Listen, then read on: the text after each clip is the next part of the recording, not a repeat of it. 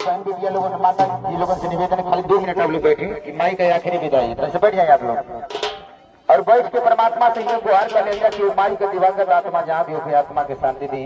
यही खातिर इतना लोग जाला पहुंचावे खातिर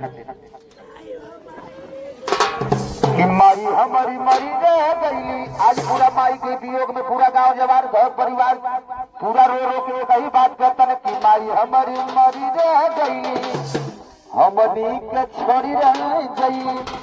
अरे बाबू हमारे ही रास्ता कठोरा ससुरवा नहीं कहते खलक ससुरवा नहीं कहते खलक ससुरवा नहीं कहते खलक ससुरवा नहीं कहते खलक ससुरवा नहीं कहते खलक ससुरवा नहीं कहते खलक ससुरवा।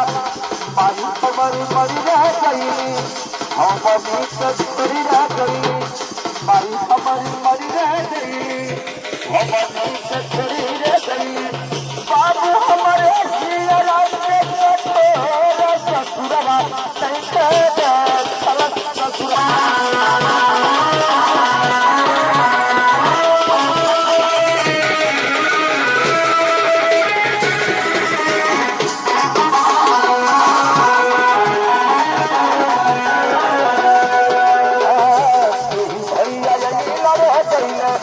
यही भैया पाती ले गईले, यही भैया ले गईले, यही भैया पाती ले गईले, यही भैया गईले। प्राण लीला मन ससुरवा नहीं कहते खलक ससुरवा।